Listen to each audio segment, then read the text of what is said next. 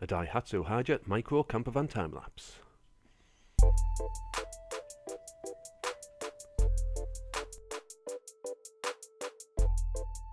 So to start the conversion, the old interior was fully stripped down, all the flooring was removed, and new flooring insulation and Ultra safety flooring was cut to shape and laid down and glued in place. Insulation was then fitted inside the van using 25mm Celotex PUR insulation boards, and all of the boards were stuck in place using aluminium foil tape, just to be sure that there's going to be no air gaps between the interior metal panels and where the insulation joins in. The headlining was also insulated with 25mm jab light insulation. That goes throughout all of the roof lining. Then all of the interior panels were carpeted using 4-way stretch carpet and high temperature adhesive spray.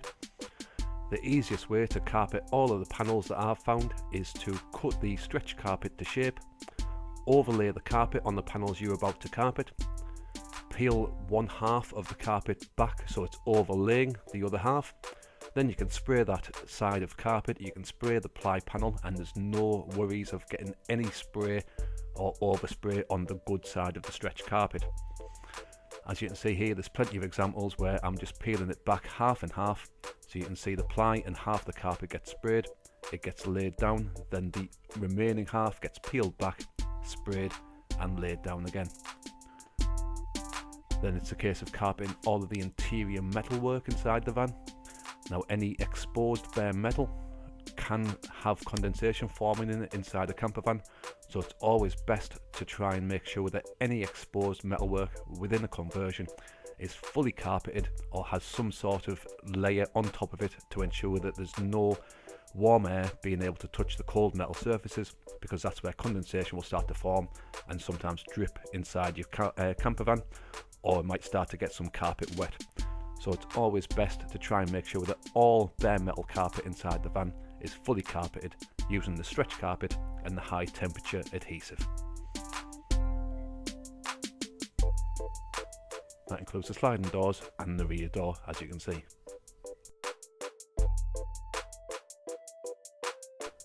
Next we're on to fitting a 28cm skylight in the roof.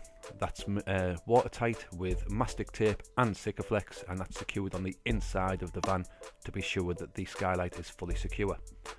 Then we want to fit in a window in the sliding door. The window is an old caravan door window that's cut around the frame in the sliding door, and it's cut to shape. Once that's done, we're then on to building the bed frame inside the van. The bed frame is built from 2x4 CSL timbers. Now, inside the Daihatsu Hijet there is a gearbox access cover behind the two driver's seats, so if you're building a campervan conversion inside one of these vans, you do need to take the gearbox access hatch into account whenever you're going to be building around this area.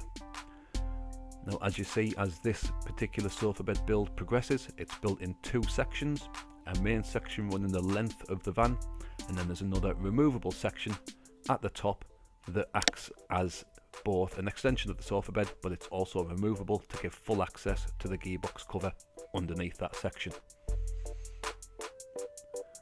Now, the full sofa bed is built with full access panels for easy access to the storage as well.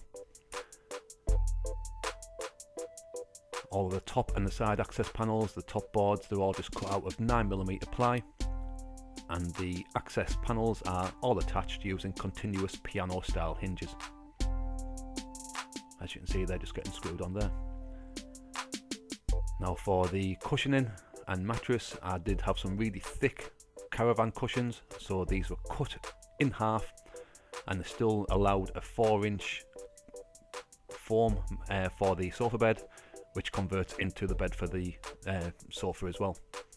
As you can see, they just cut straight down the middle with a bread knife, and this was my first ever attempt with doing any sort of upholstery, and as a first attempt I just used some high temperature spray adhesive, cut the corners round just to try and get all the corners nice and neat on the trim, and this is all using leatherette material to give it a nice neat finish on the top. As As you can see, all the edges are just trimmed down with a nice sharp pair of scissors.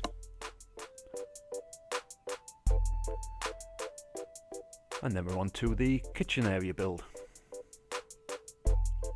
Now the kitchen area in this van houses a sink and a camping style 2-burner gas hob. The kitchen unit also houses water storage and gas bottle storage underneath the countertop as well. And the kitchen unit also acts as an extension support for the sofa bed as well. So when making the sofa bed from the sofa into a bed, a panel slides across to the kitchen area just to basically double the width of the sofa bed. The sink was just cut straight in, and that was stuck in with some high grab, high strength adhesive. All the plumbing was put onto the sink and it was fed straight through the floor of the van for direct external drainage. As you can see, any holes that were cut in the van were treated with hammerite paint as well, just to prolong the metalwork. And once the kitchen unit's built, I think it looks quite nice and neat.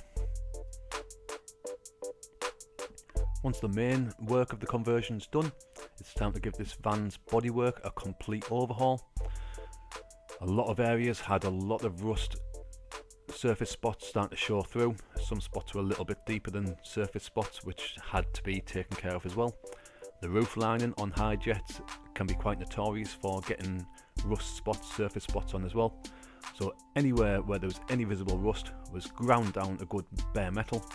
Then it was treated with anti-rusting treatments, whether it was Hammerite Corrust or Rustin's anti-rusting treatment. Then anywhere that was ground back and treated was filled over with a skim of filler, and then that skim of filler was again sanded back and primed over. Now this was quite an extensive job because almost every single panel had some rust spotting one way or another. The roof also had quite a substantial patch, but again it was all thankfully just surface rust, so it just ground back to the bare metal, treated, primed, fillered, and then the van's about to go in for a full respray. Just doing the bodywork on the van probably took a good week or two, because as I say, there was a lot of areas that needed a lot of attention.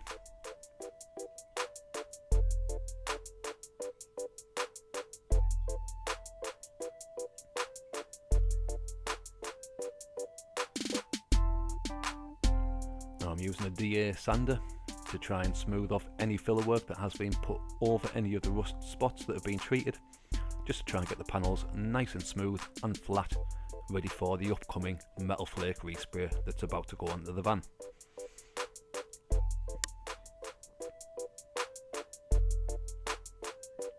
So doing all of the bodywork prep saved me hundreds if not thousands of pounds, and the van's then in for a professional full respray with a metal flake clear coat finish that goes on top. As you can see, the van gets 3 coats of 2K paint, and then it gets an additional 3 coats of 2K clear lacquer with the metal flake in the finish. Now this is done in a professional body shop, as you can see. This isn't something that was done on my driveway at home, because I wanted a nice, neat, professional looking finish on this conversion. And once it's finished, looking at the van, what it was like when I first bought it, it fully transforms the van.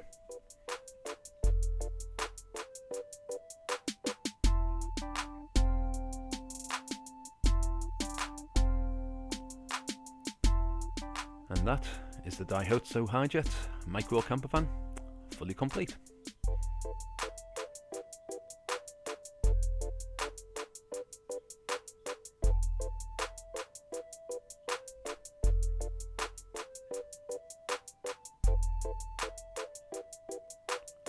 And from the before and after shots, you can see it's been pretty much transformed. So I hope you found this video useful. If you did, please do give the video a thumbs up. Check the other videos on the channel, there's going to be more camper van tours to come, and if you'd like your van featured on this channel, drop me a message. The details are in the description of the video below. I'd love to hear from you and hopefully feature one of your vans on the channel soon. Thanks for watching. Cheers.